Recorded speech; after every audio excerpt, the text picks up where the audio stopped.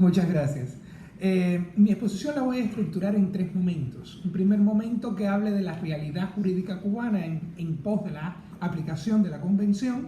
Un segundo momento de los retos que da a los notarios esta realidad jurídica cubana. Y un tercer momento, si queda tiempo, para hablar de reflexiones de iure condicto y de iure condendo sobre lo que debería adecuar la realidad jurídica cubana para la plena aplicación de la Convención. Cuba aprueba, firma y ratifica la Convención Internacional de los Derechos de las Personas con Discapacidad el mismo año en que sale, en el año 2007. ¿Por qué Cuba lo hace tan rápido? Porque Cuba llega a la Convención con una certeza de todas las políticas públicas que aplicaba para la protección de las personas con discapacidad.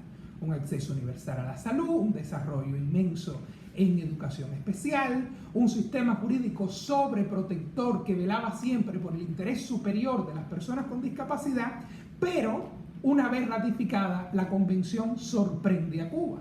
Sorprende a Cuba porque la Convención cambia de paradigma y señala de que el objetivo no es tomar a las personas con discapacidad como objeto de políticas públicas, sino como sujeto de derechos en el sentido de poder ellas mismas ejercer sus derechos, o sea, participar efectivamente en relaciones jurídicas.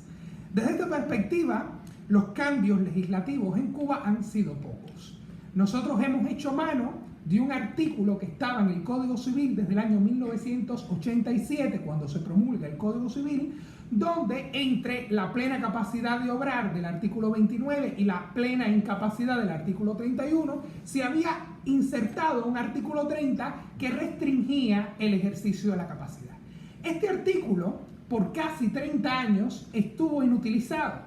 Y estuvo inutilizado por el hecho de que nuestro Código de Familia, que es donde se implementan las figuras de representación y supuestamente de asistencia, es del año 75, o sea, es previo al Código Civil, y no existía una institución que complementara o asistiera a esta persona con ejercicio restringido de la capacidad. Con lo cual, durante estos 30 años de vigencia del Código Civil, la presencia del artículo 30 era prácticamente una presencia virtual y nosotros seguíamos en el conflicto maniqueo de plena capacidad, plena incapacidad. Esta virtualidad fue rota en el año 2016, o sea, prácticamente 10 años después de la ratificación de la Convención, cuando el 30 de septiembre de ese año se dicta la sentencia 752. Donde por primera vez una persona es declarada con ejercicio restringido de la capacidad, es decir, que esta persona estaba incapacitada previamente y el tribunal le restaura el ejercicio de su capacidad restringiéndoselo. O sea, esta persona podría participar per se en todos los actos jurídicos, solo que en alguno de ellos necesitaría una asistencia y complemento. ¿Y qué hace la sentencia? Bueno, al no tener institución propia en nuestro ordenamiento para complemento o asistencia, aplica directamente la Convención y le da a esta persona una figura de apoyo.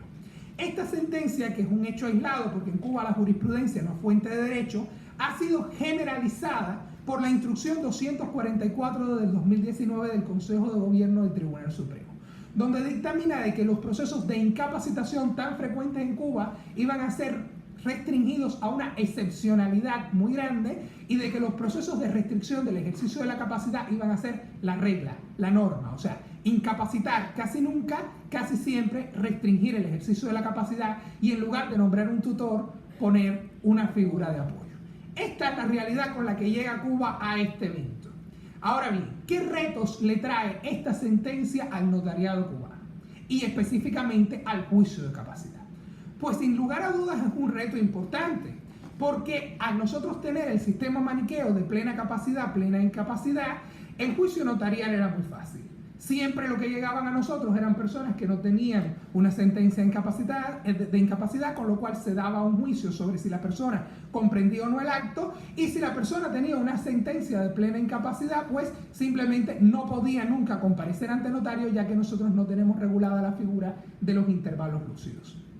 Consecuentemente, al tener ahora a una persona a la cual le fue restringido el ejercicio de la capacidad, la determinación por parte del notario de la capacidad de la persona se torna diferente. Y en este sentido, yo creo que el análisis debería decirse de que se ha bifurcado el juicio de capacidad o la determinación de la capacidad. En este sentido, el notario primero tendrá que hacer una determinación o calificación que entraría dentro de las llamadas iuxta legem dictum, donde el notario tiene que calificar la sentencia que restringe la capacidad para determinar si el acto que pretende realizar la persona con ejercicio restringido de la capacidad pertenece a los llamados actos que puede realizar ella sola o si pertenece a los actos en los cuales necesita el complemento y asistencia del apoyo.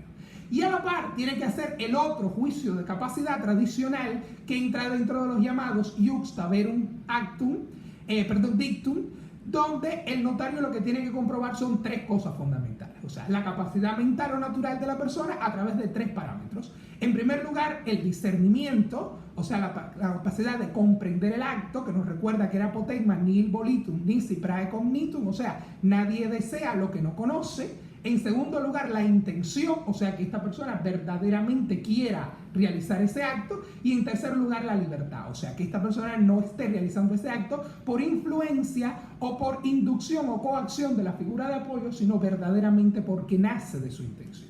Y en este sentido, el notario tiene que darse cuenta de que está realizando un doble juicio. Un juicio calificación primero y un juicio sobre la capacidad natural luego.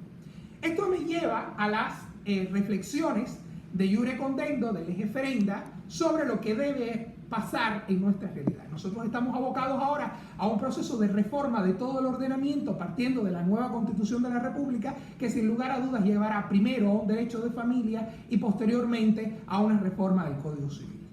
Al ser nosotros signatarios de la Convención de los Derechos de las Personas con Discapacidad, su artículo 12 y sobre todo la citada observación general número 1 nos da una pauta sin igual. Hoy en día, la clásica distinción entre capacidad jurídica de derecho o de goce y capacidad jurídica de obrar o de ejercicio está superada. El artículo 12 eleva la capacidad jurídica, como se ha dicho, a derecho humano y consecuentemente establece el principio de capacidad jurídica universal. Eso significa de que toda persona tiene capacidad jurídica de ejercicio. Y consecuentemente, si antes se decía de que la capacidad de gozo era la universal, la que tenían todos, y la capacidad de ejercicio era la que tenían solo algunos, pues a la hora de decir de que la capacidad de ejercicio la tienen todos, pues sin lugar a dudas esta distinción se vuelve fútil. ¿Cuál entonces es la distinción importante? La distinción importante, que ya nos las apunta la observación 1, es la distinción entre capacidad de goce o de ejercicio y capacidad natural o capacidad mental. En este sentido, si la Convención señala que nadie puede ser restringido, nadie puede perder su capacidad de ejercicio, entonces los jueces son desplazados de su valoración sobre la capacidad. ¿Y en quién va a recaer la función? Pues la función va a recaer definitivamente en el notario. ¿Por qué? Porque partiendo de esta calificación kantiana de juicios, el juicio que hace un juez es siempre un juicio de naturaleza universal, mientras que el juicio que hace el notario es un juicio de naturaleza singular. O sea, no se refiere a un ejercicio prolongado de la capacidad, ni siquiera a un ejercicio en abstracto, sino de un ejercicio en relación al acto concreto que la persona está realizando ante notario. ¿Cuál es el fundamento de todo esto? Bueno, el fundamento es la dignidad de la persona.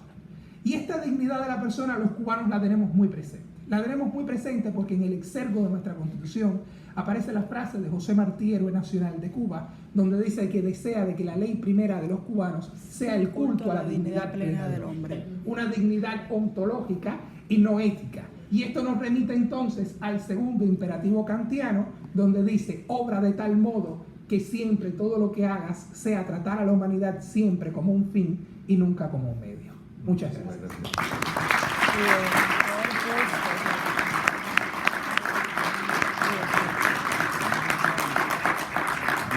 Muchísimas gracias, Pedro, por tu concisión y por la densidad de la exposición. Hay algo que yo creo que también puede ser traído como motivo de reflexión. Probablemente el defecto en el ordenamiento jurídico cubano de atribuir, o mejor, al juicio de capacidad, o la evaluación de la capacidad y sentencia judicial en carácter bipolar, ¿no? O capaz o incapaz. Ese defecto quizá arrastra una conclusión excesivamente grave. Desde luego, los jueces no pueden quedar desplazados en absoluto del régimen o sistema de amparo y protección de las personas. Es la última ratio y esa es quizá el horizonte de toda legislación, si me permites la observación.